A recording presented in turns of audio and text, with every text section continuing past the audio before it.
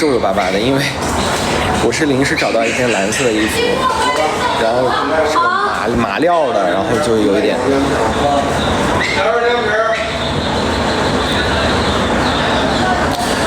我说的不是跟后面的啊，你们别套我话，我说的是，就是晴天这件事情对于晴朗来讲，它是一个必经的事情，因为我们都会经历过一些离开嘛，但是这个东西很难接受，但是，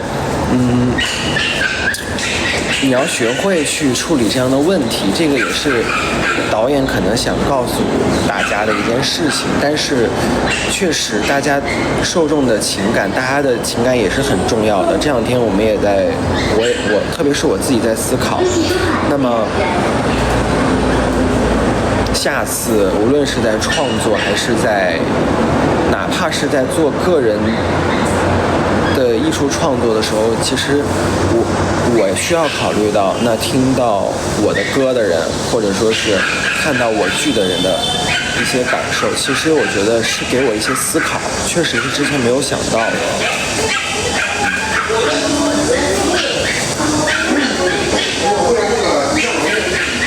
果哥，你这句话听着常阳有危险？没有啊，没有，我没有这么说。后面我只能说常阳跟晴朗会好的，会一定会好的，会很幸福的。你是炒面吗？啊，对，炒面加肉末。对。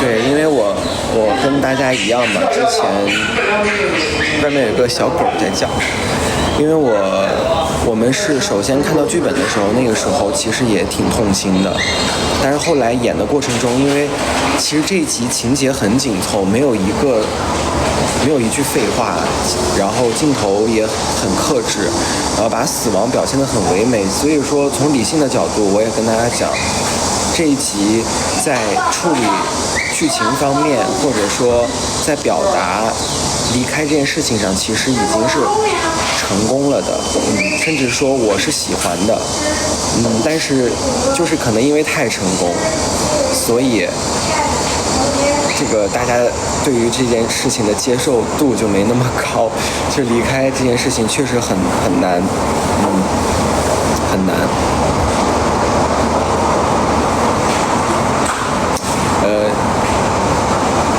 因为晴天他在他一开始来到大雪山，其实就是为了寻找幽冥之花嘛。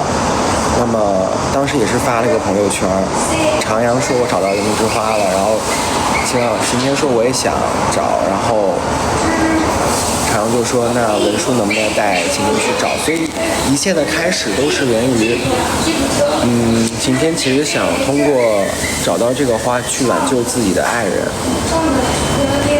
然后所以说一切都是源自于我执吧，其实他的一部分心就是已经跟着沉住一起沉睡了。其实我觉得大家不要光看到遗憾这件事情，其实我们是想传达爱的，但是爱不等于圆满，这件事情我不知道大家能不能理解，就是爱不是圆满，不是圆满才是爱。有的时候我们爱一个人就是要面临失去这件事情的，虽然这个很难接受，但是我相信大家都是善良的人，都是能理解的。我不是说理解剧的这件事情啊，这件事情大家可以理解，可以不理解，但是我希望大家对于自己的生活有自己的理解就够了。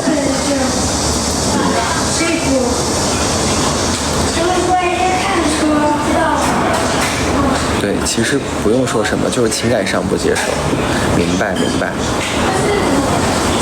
因为我觉得大家还是普遍都是很善良的人嘛。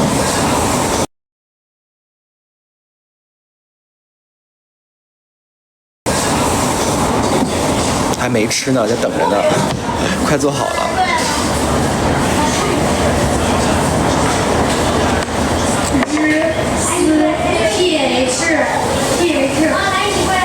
下午好，下午好。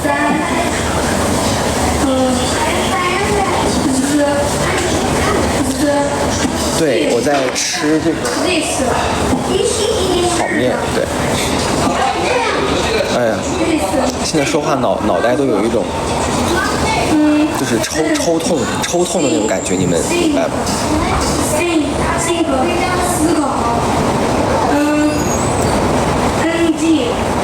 对，人生的必修课之一。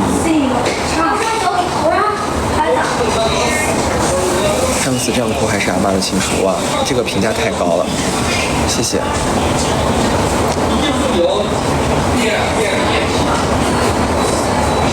我的眼睛，大家能看到吧？眼睛是肿的。昨天晚上，出去吃了一个饭，然后回来之后就看评论嘛，然后越看越心里不得劲儿，就是甚至一度有一点自我怀疑是。在想是真的有必要吗？真的有必要吗？但是其实后来想，我一开始早就接受这件事情了，只不过是现在，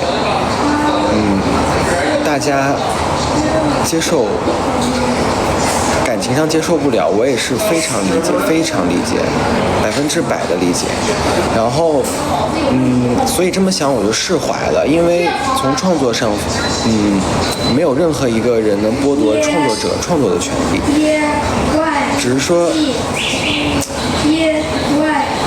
所以说世事无常嘛，有的时候就是，但是还是要很开心的。哇，你看，没有什么是一个炒面解决不了的问题。啊，终于能吃口饭了，好开心啊！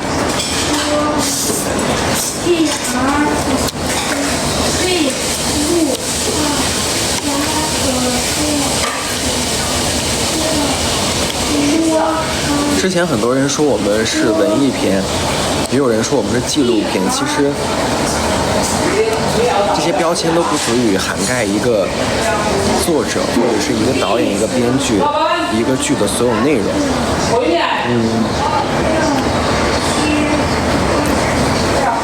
人物、地点、情节、故事发展，所有一切都编织成了一个网。所以说，大家能够身处网中，其实又何尝不是对于我们创作者来说，何尝不是一种幸福呢？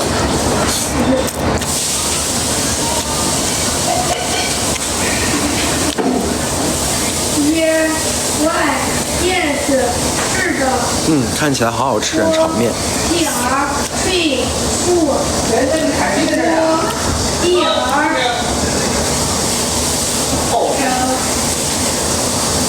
所以我前面在我粉丝群里跟大家说，我说，晴天走了，但是小胡可以更好，我们都可以更好。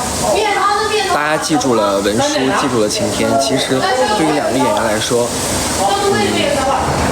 未尝也不是一件幸福的事情吧。谢谢送的礼物，大家不用破费了哈，不用破费了。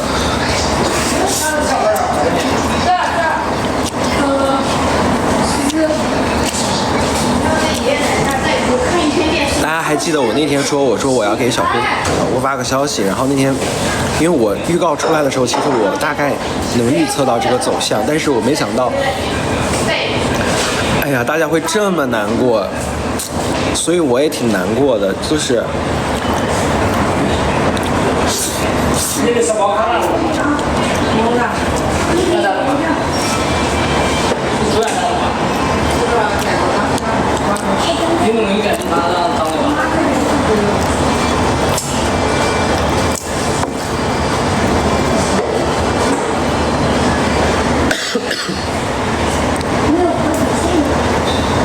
明白，看这个剧确实投入感情太多了，前面笑的有多开心，现在就哭的有多惨。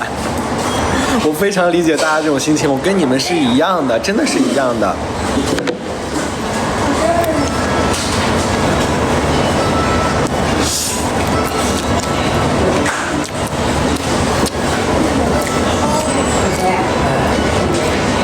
后面不会虐了，后面不会虐了。我是紧急看了一下，还好，放心吧。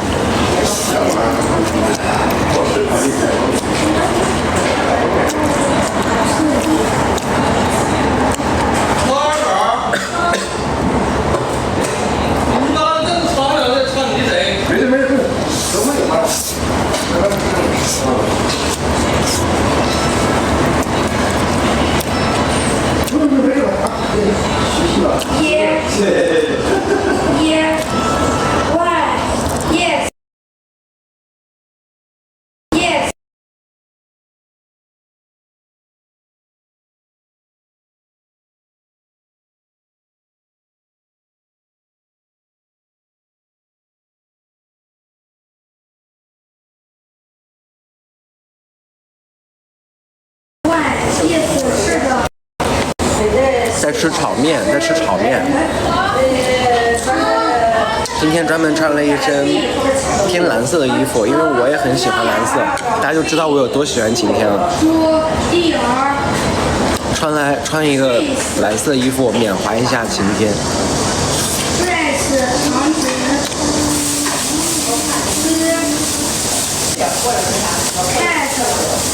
安慰大家，真的我跟大家一样感同身受。我觉得，晴天就是变成星星了，然后他可以永远和他爱的人在一起。至于文书呢，也是很遗憾。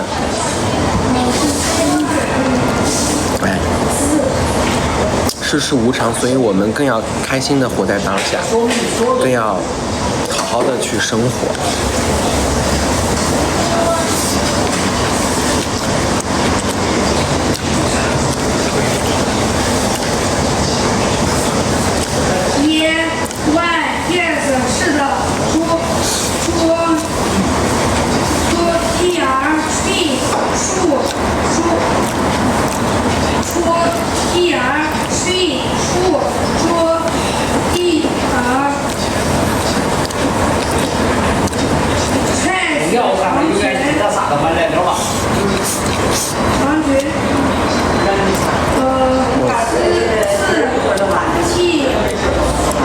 店里的小朋友在写作业，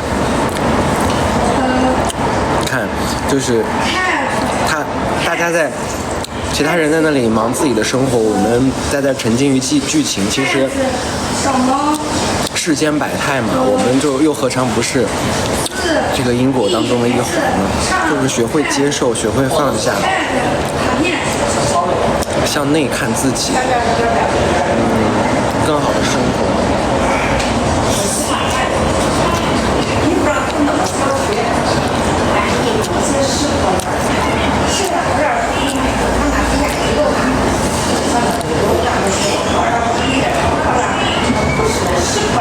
耳朵上别的人有没有？就是有眼镜儿。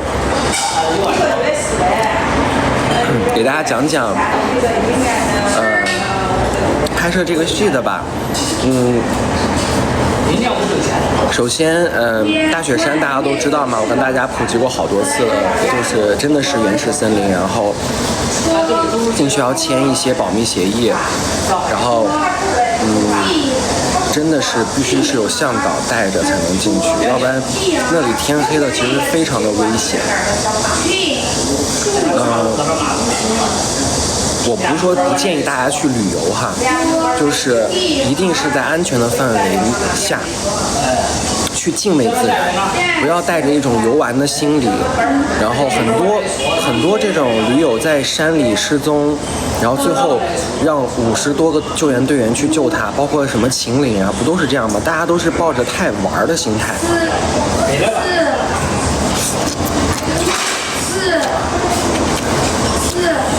对，保密协议真的是保密协议，就是不能带出来任何东西，还有签保密协议，还有安全协议。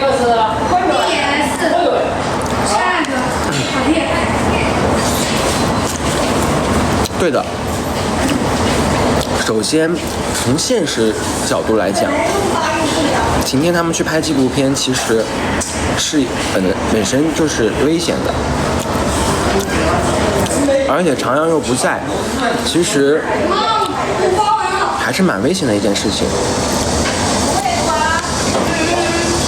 反正我们当时去的时候，因为大家人很多嘛，那向导也是说我们只要太阳一下山，立马要带我们出去。你们懂那种只要是太阳看不见的时候，那个温度瞬间下降10度以上那种感觉吗？然后真的就是会起雾气之后，你就会感觉到很危险，那是人的一种本能的感觉危险。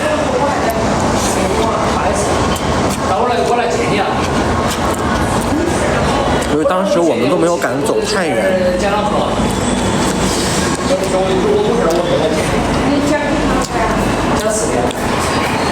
我记得我们早晨，因为我们大概有表姐也有一辆车，就是那个表姐带我们去。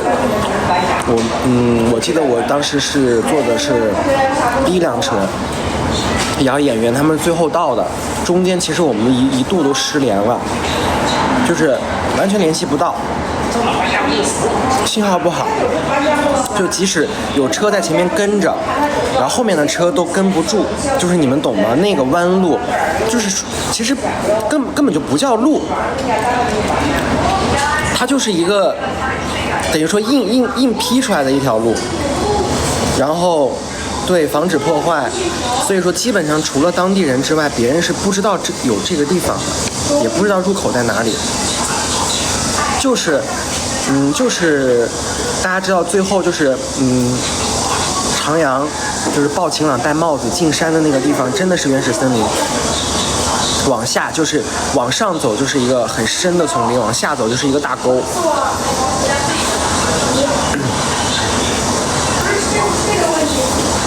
对，不是那种乡道，根本不是，就是森林里的那种路，就是你车行驶的过程中，那个树枝都会完全打在车窗上的那种。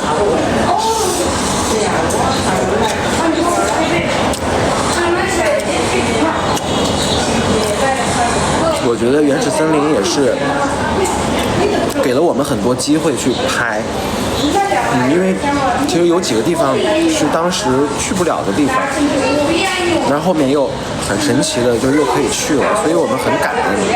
这几场戏拍的也很顺利，然后这是为什么我说从理性上，我觉得这部剧这13集是非常顺的一部剧。因为所有的镜头你们看到我们都不是在同一个时空拍的，那最后剪在一起会发现画面很和谐，然后演员的对白也好，然后音乐也好，音效也好，全都达到了一个很好的感觉。所以说如果说单拉出来这部剧就叫这一集就叫离别或者叫无常的话，我觉得是一个很好的小短片。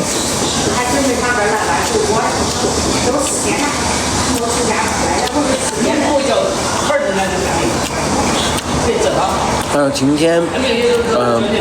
天采茶的地方，就是还是在那个庄园里，南界的那个庄园里，那个茶山是斜着的，就是然后茶树是从上长到下，是一个大斜坡，然后里面的茶树都是很高的茶树，因为云南属于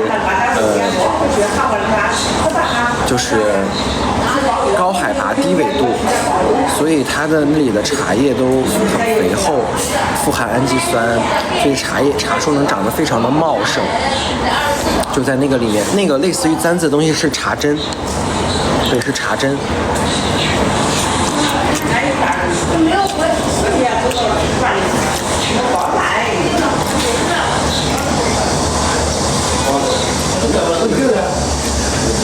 然后那个茶园大家有空可以去，真的非常疗愈，然后有一些茶的那个尖可以直接把它揪下来，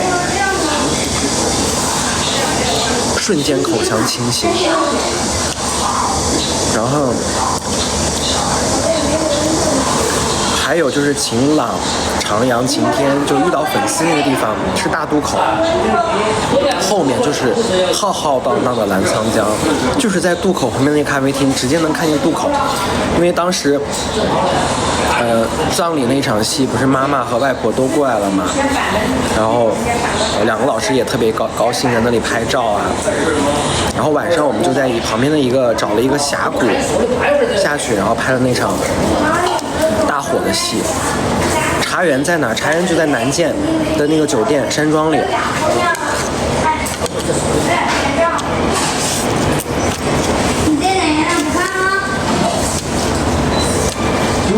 对的，是果果，大家中午好。果果希望大家还是过一个愉快的周末。虽然说我们经历了又哭又笑了2天，但是明天又是新的一周，又是一个新的开始。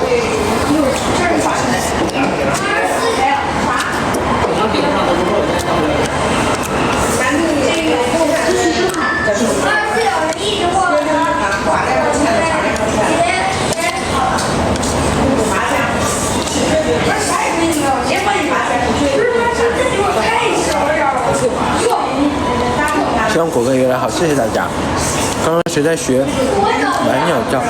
门口有一只小狗。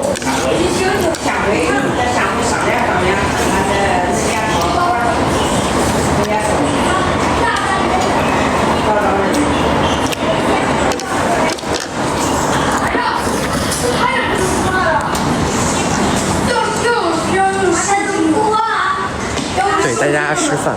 现在有卫生纸吗，弟弟？哦，谢谢。大家回我房间，然后我们再好好聊一下。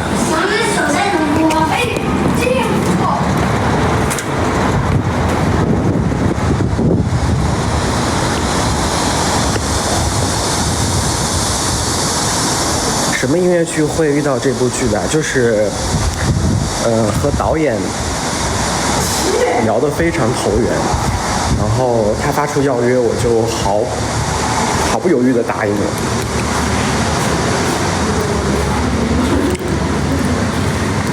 对，说一下小剧场，小剧场就是说的就是跟我说的一样，零指导，蛮震惊的，就是很顺利，很顺利。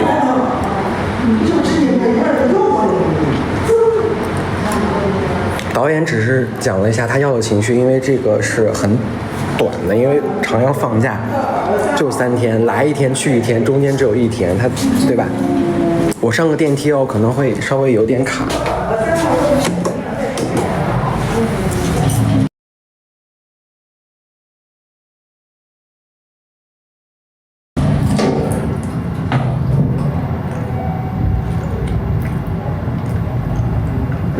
我当时的表情就是，然后手机，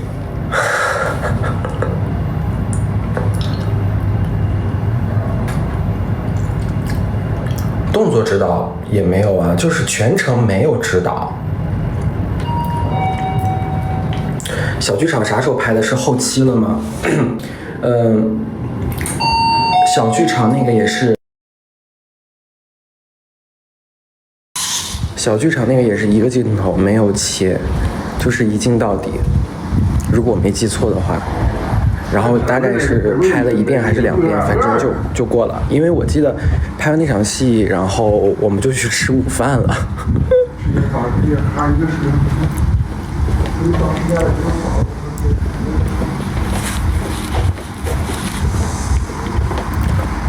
没有，就还是在长阳家那2天嘛，然后大木雨村拍的。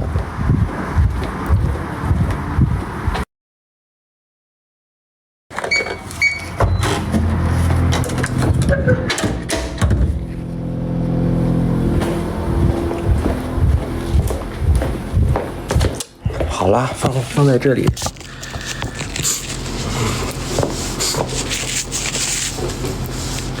天赋异禀，对，天赋异禀。大漠雨村，对。小剧场是在剧前期拍的，后期拍的。大漠雨村的话，整体的戏份都是在算前期。南大真的是有学习能力的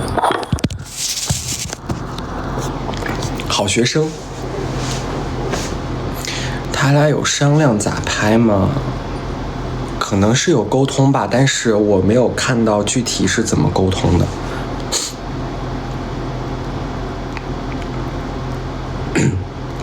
花絮有，花絮一定有，我都已经上交了，就看啥时候放出来了。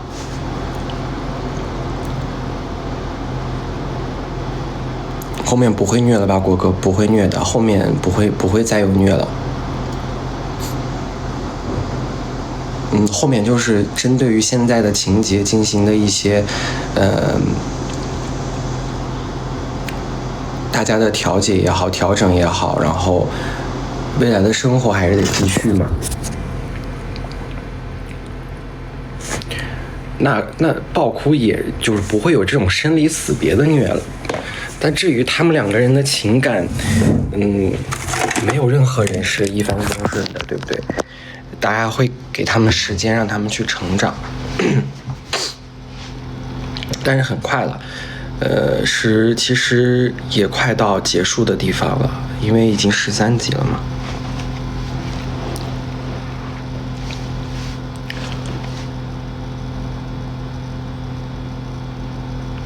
鹿那对会是好结局吗？大家可以去猜一下，大家可以去猜测一下。果哥，你看了昨天的舞台吗？我看了一些切片，然后，太精彩了，因为他的金发我也没见过，然后确实挺精彩的。我看最后主持人不是还问一些问题，这现场挺有梗的嘛。哎，都感觉有点要感冒的样子。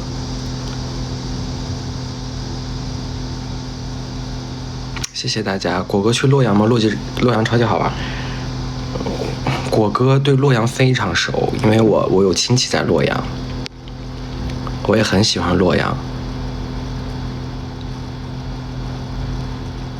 好的，我会注意身体的。因为昨天就是我觉得心理上有一点点难过吧，因为我觉得你们大概懂那种情绪吗？就是自己的孩子长大了，但是你无论是好的坏的都得接受的那种感觉吧，就是挺无奈的，但是也不觉得说，包括我也是很心疼导演的吧，因为有些东西它不是说是我们要追求的，就是所谓的一些很极端的想法，我们还是想表达爱的，还是想表达生活的真相和本质，不想创造一个很假的东西来糊弄大家。就是说因为之前我也说过嘛，就是无论是你说海底捞也好，还是说做剧也好，做导演也好，就是有些事情它会真正迎来喜欢它的人去做的。就是当然受众情绪或者说大家的看法我们也都收到了，就我仅代表我个人观点啊，我觉得会让我有所思考，就是有些东西它会不会有一个更好的处理方式，但其实有或没有，但是你在创作的时候你必须得保持一个个体性和独立性，要不然还有其他的东西，如果你都考虑一些特别多杂念特别多的话，对导演有想表达，这是现实啊，就是我们不能否认作者在这件事情上他付出的心力和他付出的心血，我觉得是这样的。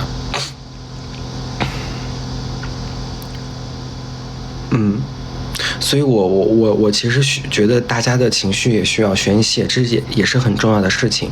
那我们也会想一些补救方法，那就比如说但是其实是有的，后面的话也有一些很精彩的瞬间大家是可以感受到的。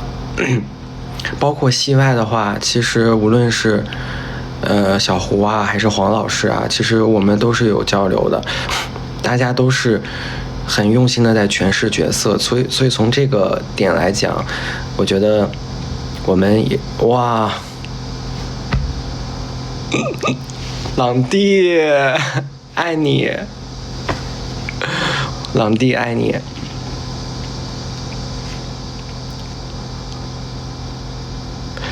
朗弟来看我了，你应该是今天休息好了吧？昨天是不是也很累？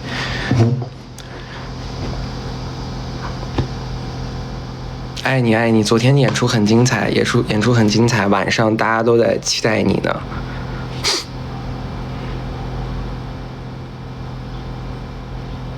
哇，好感动，好感动。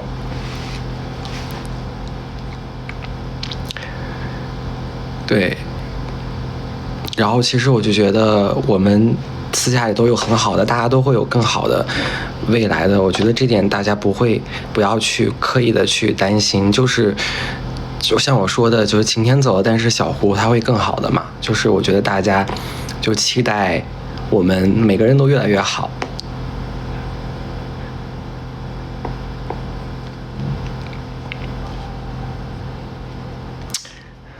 哇哇哇哇哇哇哇！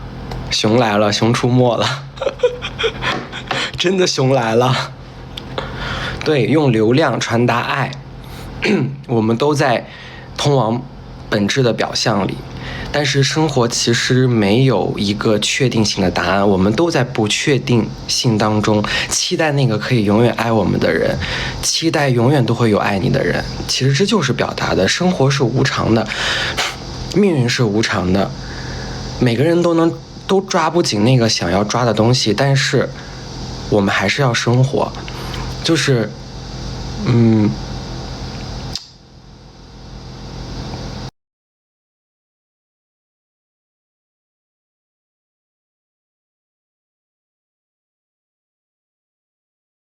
平凡的一生，其实就是这样。我们每个人只要努力的生活，然后积极的面对，其实就好了。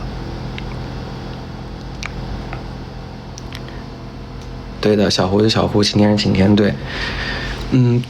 死在最想活的那一刻，其实这句话我的看法是，没有一刻是不想活的。我们时时刻刻都在活着，没有存在说咱们问自己，你有最想活的那个时刻吗？没有。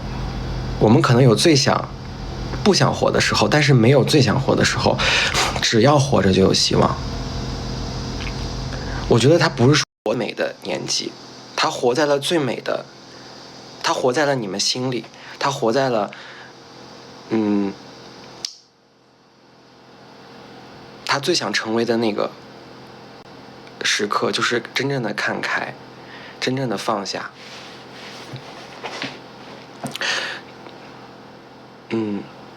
是不是真的有熊啊？真的呀！第3集的时候，吊桥那个地方不是告诉你们了吗？他俩晴朗和长阳跑出来，就是告诉大家有熊啊！那个树上不是有熊爪子、熊爪印吗？13集的时候在同一个地方啊，那就是有熊的呀。本身原始森林它就是很危险的。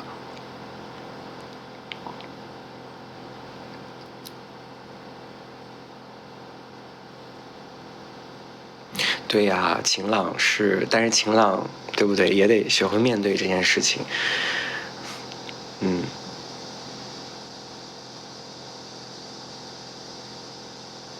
此熊非彼熊，就大家不觉得其实也挺巧的吗？就是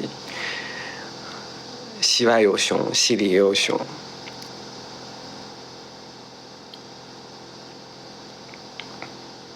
真正的放下也许是最美好的。我们看剧本的时候其实也很难接受这件事情，但是因为当时小胡他就在我们身边，天天都是一起玩一起闹的，那个悲伤的感觉没有特别浓烈，但是真正的面对这件事情的时候，就会觉得还是理解大家说的，因为这集实在是也不能说拍得太好了，就是演的也很好，然后剪的也很好，配乐音效都很好，所以以至于大家如此的难过。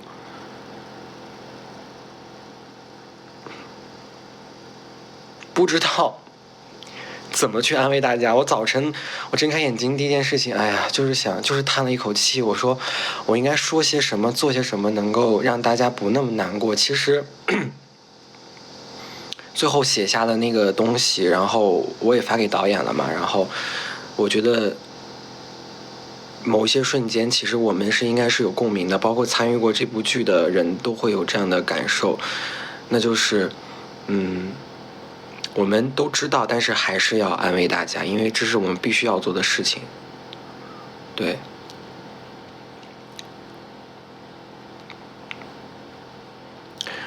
对呀，其实你看熊和南大他们昨天也是有工作嘛，然后去表演，回来的时候看到一些评论，我觉得他们也会有所思考吧，就是因为对于我们主创人员来讲，大家的感受我们都是能感受到的。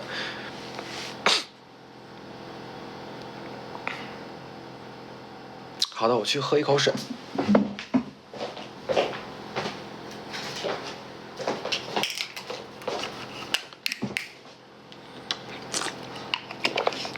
放心吧，后晴朗和长阳肯定会很幸福的。放心吧，放心吧，都到这个时候了，我不可能给你们卖关子说后面还有大刀，不可能了，不可能了。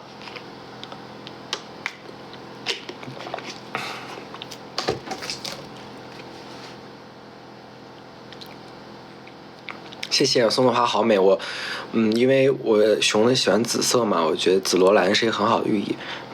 我到现在心还在痛，哎呀，别痛别痛了。小刀还有吗？小刀没有，有大田。小刀有没有不知道？有大田可以吗？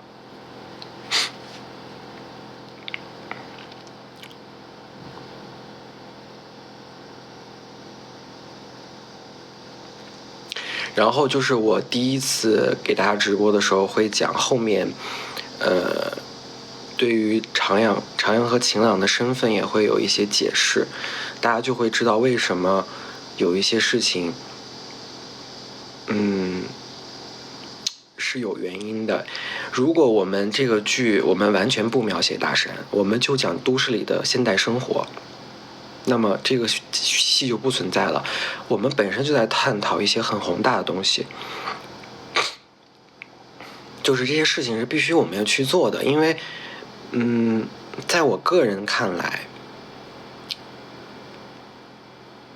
你任何形式的流量或者说东西都会带领着这个内容集体的这个生态会走向更好的，因为我们肯定是要进化的嘛，我们不能永远去探讨一些很浅层的东西，对不对？我知道，就是我们都是想开心，都是想但是我对于这点我只想说，就是描写一些很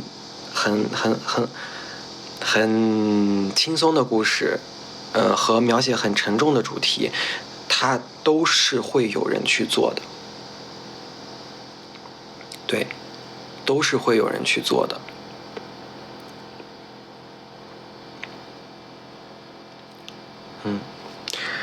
好了好了，大家还是开开心心的吧。我觉得其实还是很甜的，对不对？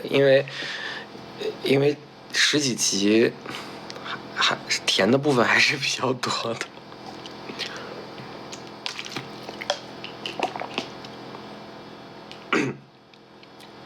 你们拍完剧会戒断吗？对啊，真的是戒断好几天。我今天就是明确的感觉到那个抽离感又回来了。那个抽离感真的又回来了，就是那种抽痛的感觉，就头很痛。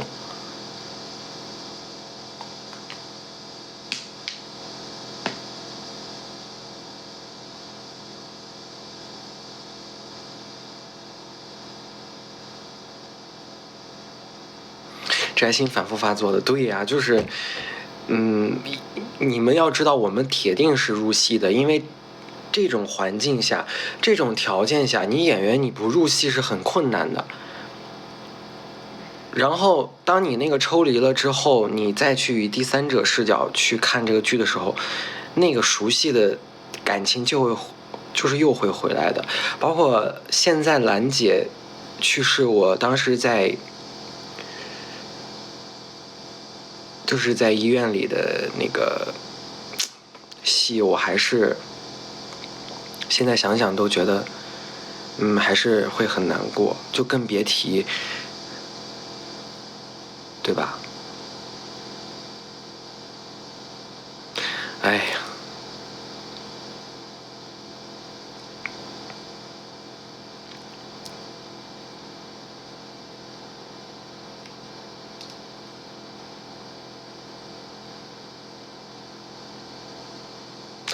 好的好的。果哥剧有番外吗？应该是会有吧，因为看导演是怎么剪的了。我们剧本里会有一些彩蛋，有些是在片尾啊，有些是在小剧场啊，有些可能会单拎出来这个东西，到时候看吧。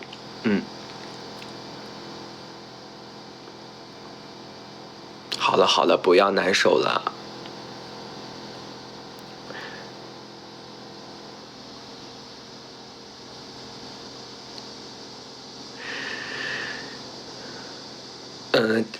说个这几集镜头出现印象很深刻的地方吧，因为大家知道我们是住在南涧，离澜沧江很近。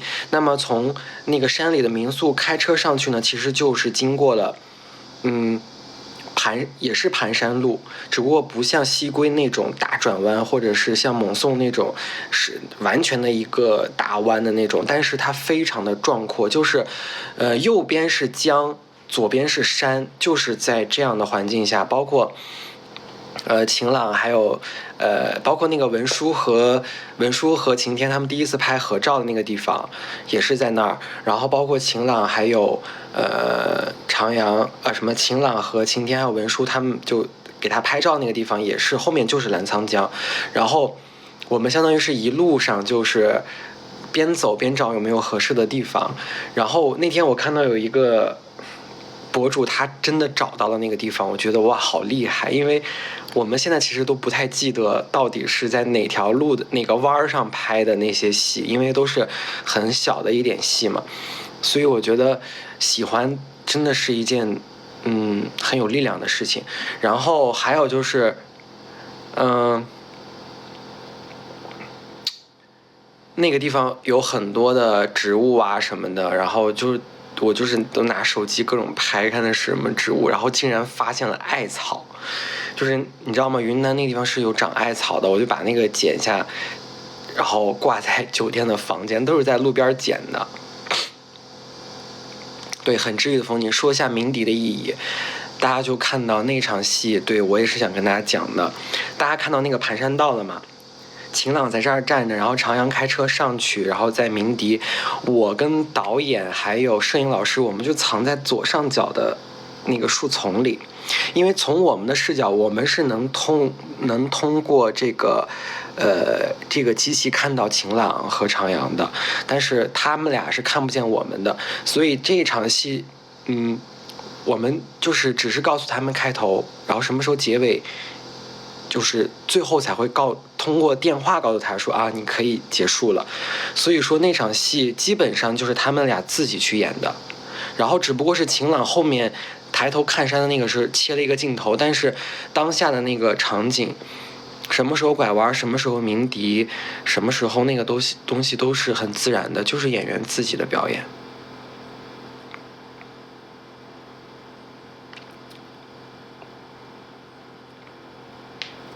然后，所以我觉得那一场戏就是很感动吧，很感动吧。因为本来那个盘山道不是在这里选的，但是最后还是在一个快要落日的地方把它完成了。我就觉得大家真的喜欢它，我就觉得很好。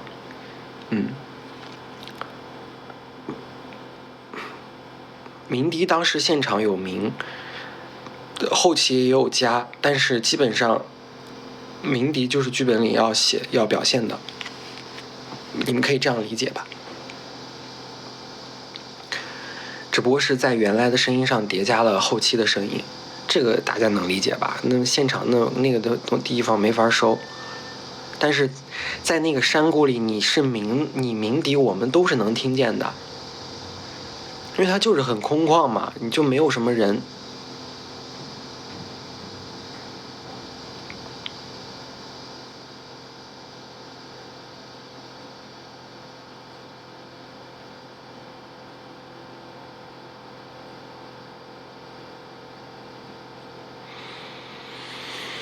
希望你们能够再次合作，谢谢。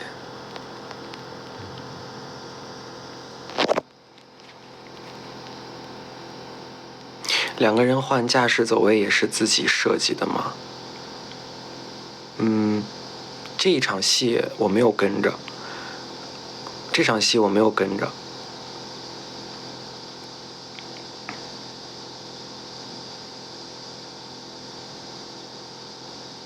为什么大家都不相信是南大开的车吗？你们对他这么没有信心吗？我不知道为什么会问这个问题。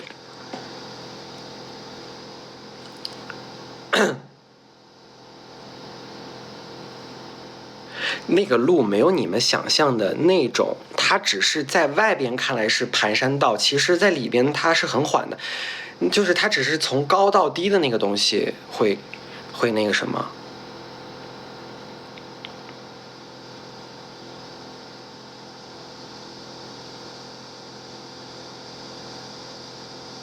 放心吧，就是肯定是会有工作人员在旁边，也要摄影老师也会在，然后不会让他那么危险的，尽量还是都是自己做的所有的事情。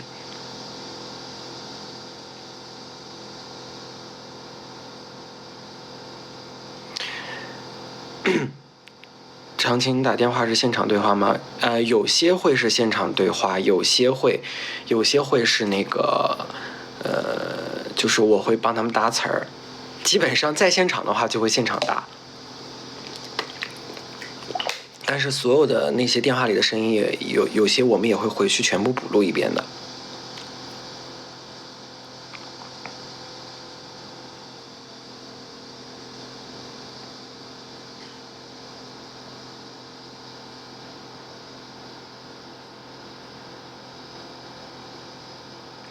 对，色受魂语其实也是答案。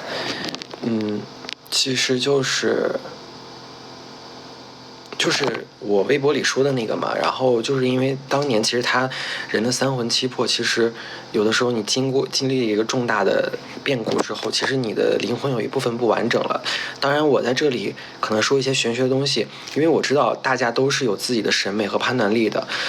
当然我们这部剧本身它就是有很多这样的东西是存在的，而且云南那个地方我也给大家讲过，它有很多东西就是这样的，它不是按照常理的一些逻辑去规划的。我们尊重云南的那个尊重天仪的那个当时的民俗，那我们也得至少也要表现出来。比如说曼英族人，他们真的会有对死神的颂歌，当然肯定不是曼英族啊，某一个民族，包括有一些民族他会信奉太阳神，他会有太阳神鼓。有云南的小伙伴可以给大家讲，信仰和一些像信以为真的东西，真的不是一两句话能讲清楚的。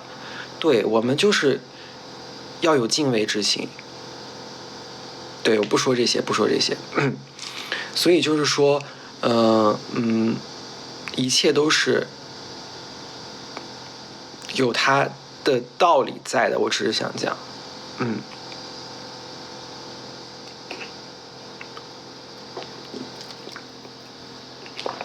你们是一集一集拍还是跳着拍？就是所有的场景都基本上都是跳着拍的，没有一集说是在一个地方拍完全集，基本上都是跳着的。所以我们的服装啊、化妆啊，其实都得保持一样。所以这件也是蛮难的事情。但是我就说13集为什么这么好？其实大家看的那些所有的镜头都不是在同一个地方拍的，几乎很少有同一天拍的，都是今天、后天、大后天，然后就是都是分开拍的。包括放鞭炮那一段戏，大家知道吗？就是晴朗在这边拿东西拍，那边在那边听。就其实酒店的房间都不是同一间，都不是连着的，都是通过演员们自己表演出来的。你们懂吗？但是包括晴天的情绪也是，为什么我说小胡演的真的很好？因为其实我对他印象最深刻的一场戏就是我给你们分享了嘛，当时在我们的酒店旁边有一棵大树，导演当时就说那就在这儿拍，然后晾着一些干净的床单被罩还有浴巾什么的，就是干干净净的。然后小胡穿一个蓝色的睡衣，就是坐在星空下面就开始了。然后那段戏大概拍了我记得有2个多小时吧，大概已经是晚上凌晨10点多拍的，最后拍完应该是1点多了。给他时间酝酿情绪，然后他哭的也很很心痛，因为他一直在看着天上的星星嘛，然后哎呀，我们在旁边其实都很难过，非常冷，你们都不知道有多冷。就是我穿着那个羽绒服大衣，然后我都觉得还是冷。然后但是其实冷不冷这种东西对于演员来说真的还好，我只是觉得他那场戏真的很投入，然后拍了大概有2个多小时吧，所以我觉得大家对他的离去很心痛，其实是他应得的，真的是应得的，因为每个演员都会，就包括演的坏还有人骂呢，对吧？更别提演的好，突然一下走了，大家肯定接受不了，这就是为什么我们非常理解大家的原因。然后当时拍完那场戏之后，不是还有一个洗脸的戏嘛？就是在酒店外面的随便找了一个那个卫生间的门口拍了之后就回去休息了，然后非常克制，然后包括文书对晴天的情感其实也处理得非常克制，因为不想让大家觉得晴天，然后文书在这死命的追，然后晴天死命的躲，就不想给大家表现这个，因为晴天本身就是有更重要的命题，他本身就是茶山的孩子，他就是干干净净的，他对所有干净的事物都是向往的。那文书喜欢他就会尊重他，当然不会说强迫他或者给他一些压力。对的，所以就是变成了意难平了。就是昨天我就说，演得好就会变成意难平，就变成白月光，这个东西就是没办法的事儿。对。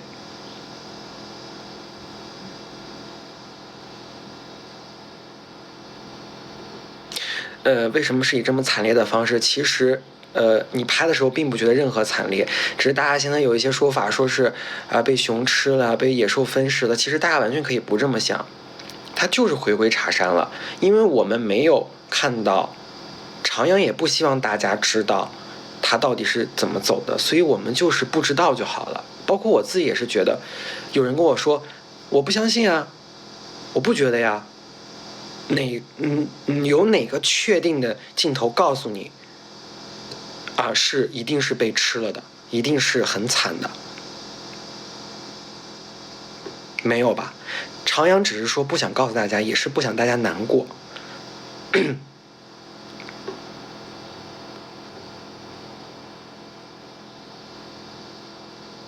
对，就大家把这里当成一个留白，把它当做一种回归。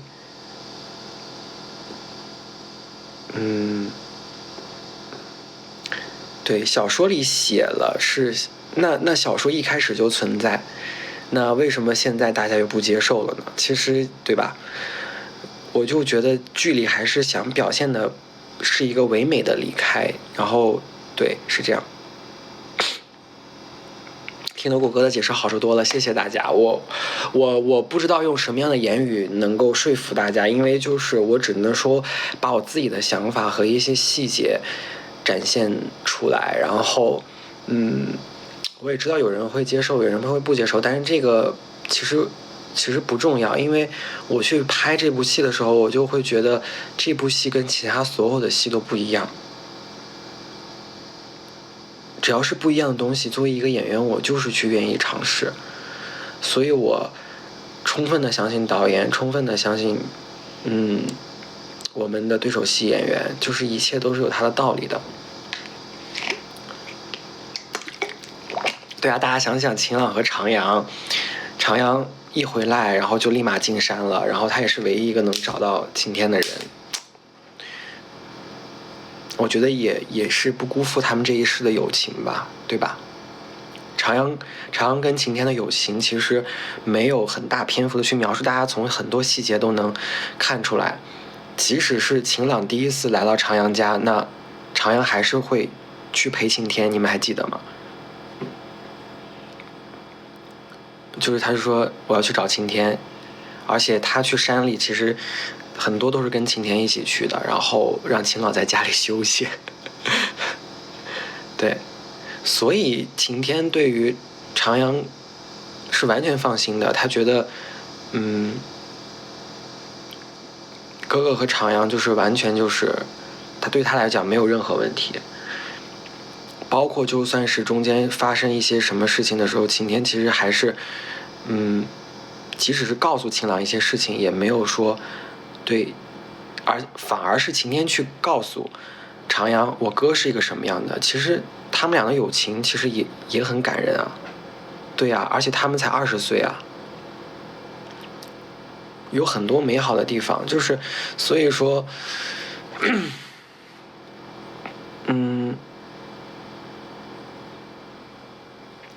后面你们会看到的，就是长阳也会为晴天的一些事情做自己的一些动作，因为其实就陈珠那边我们还没有讲嘛，这个之后会给大家再去描述后面还有一些别的事情，所以说虽然不是说虐啊，但是必须要借由这个事情去推动情节的发展嘛，这个大家应该能理解吧？不可能我们就在这儿翻篇了，然后下期大家开始甜甜的恋爱了，然后那种这个事儿一个都不提，大家也不能接受是这样吧？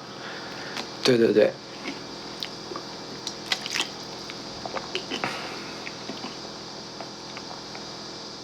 3集还有那么多东西要讲吗？对的，这1集都能讲这么多东西，何况还有3集呢。然后我们就这一周吧，我觉得是又哭又闹的一周，然后呢也是又哭又笑的一周，然后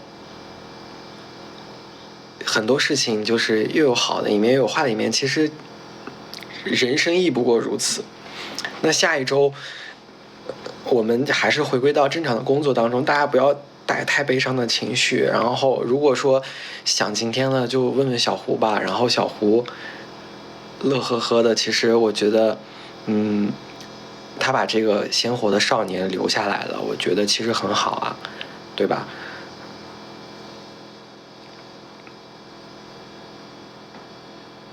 然后等到下周我们再会看到这些人又发生什么事儿了。3集之后我们该如何戒断啊？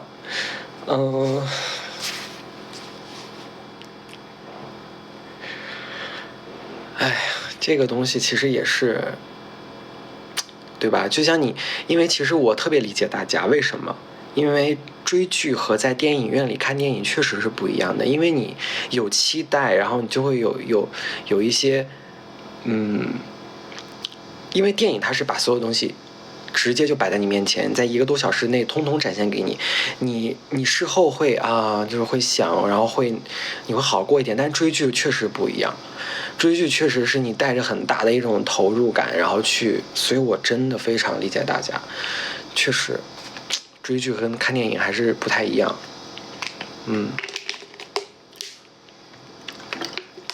所以说那个阶段期应该会挺长的。复刻一下199红红呗。行啊，我想想。朗弟刚下飞机，我就马不停蹄，立马奔到你身边了。Hello。今天你的戏？没有我的戏，我在直播呢。工作人员突然来了。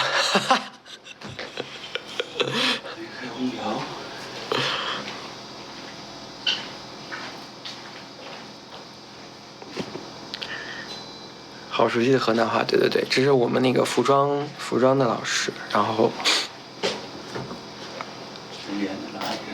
好。你是要睡觉是不是？睡觉。OK。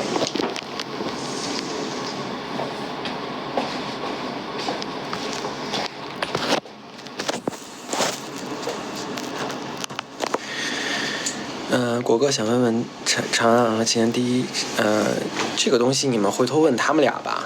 这个回头你去问他们俩，因为到底哪一场是真正的这个东西怎么定义的，你得去问他们。我觉得我们每个人心里都有，就包括之前我说了，那我觉得碰到那就算，那到底算不算？那其实这个东西，我后来想了一下，其实对我来讲没有那么重要，所以我不会去纠结。如果你们那么想知道的话，就去问一下他。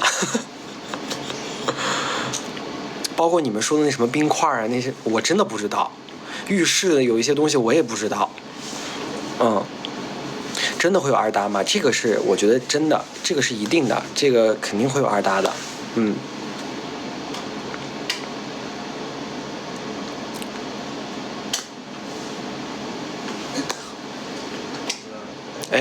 等一下，老师，要不然我先出去吧，你先睡觉，辛苦了。你把你的卡给我，这是你的卡对吧？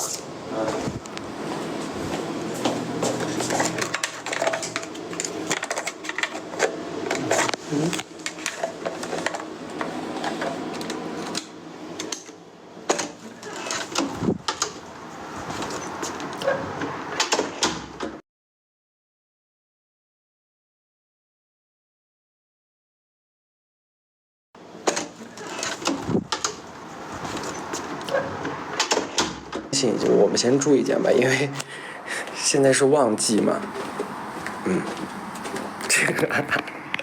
这个东西也还好吧。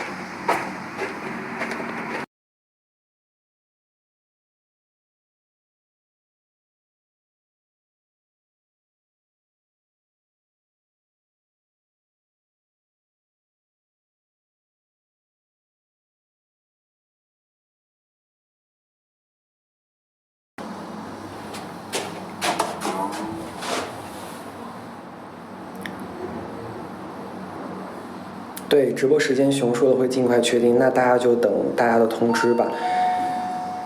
希望我参与二搭，好的。然后，我下去再给大家播到2点钟吧。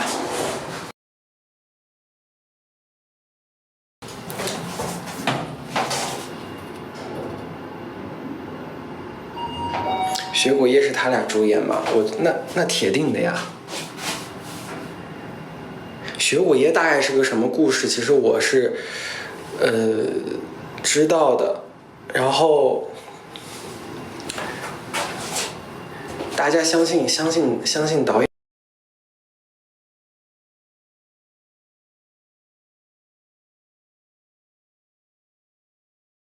对吧？相信。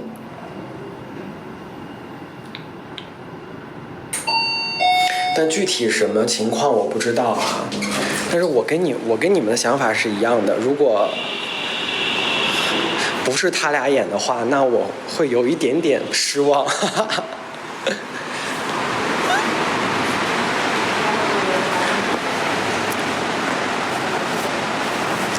所以，我不知道这个能不能讲。然后因为导演之前跟我讲，他有一个春夏秋冬的一个计划，然后对，大家反正可以期待一下吧。因为小荔枝算是夏天嘛，然后春山镜是春天，还有冬天和秋天。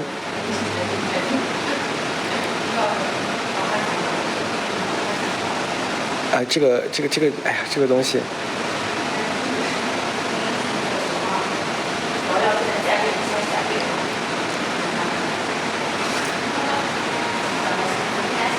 对，我说这个啊，只是因为导演跟我讲过他的那个规划，具体什么执行情况，大家一定要等通知啊。我在果哥这里不对以上的发言负责，只是想跟大家说，未来还有很多的机会和合作的机会，然后也很有规划的，这个大家放心吧，就是一定是会好好安排他们的。对。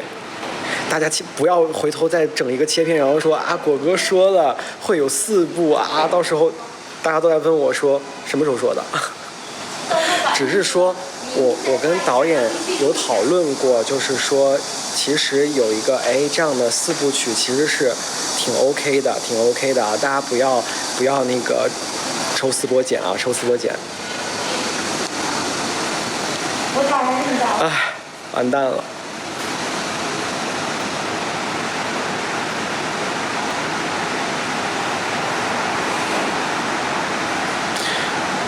好，春夏秋冬是知道的，那就好，吓我一跳，吓我一跳。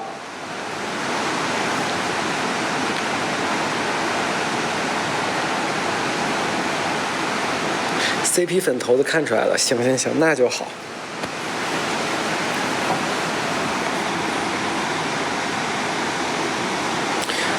4个季节有点少，24节气。行，那大家就持续的关注我们吧。就之前都猜到1年4季了，对呀。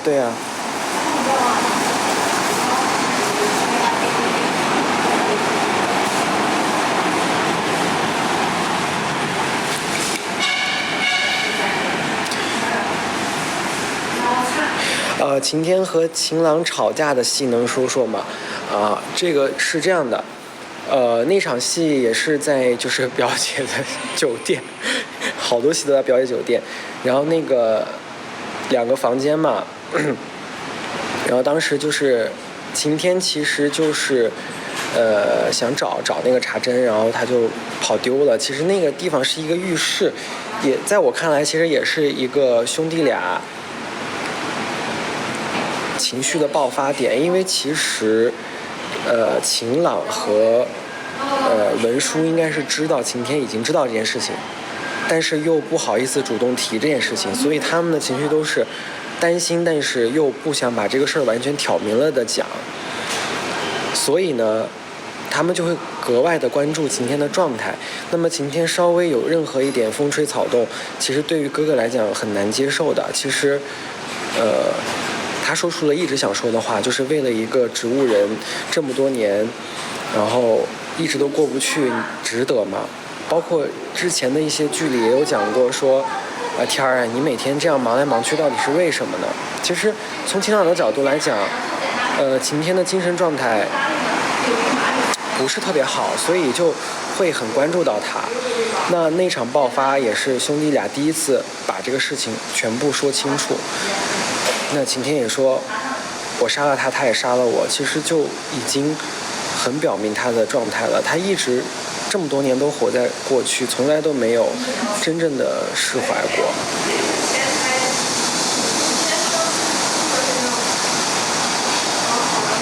好啊，2点了，唱首歌，唱什么歌呢？晴天的话有一首歌，不知道你听过吗？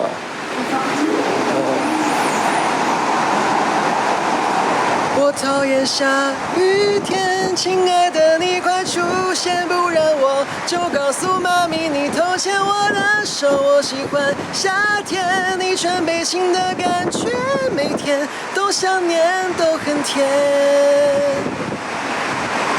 应该是晴天娃娃吧，是这首歌吧？好了，知道了。拜，大家，希望大家今天能够开开心心的过个愉快的周末，然后下周我们再一起追剧，好不好？拜拜。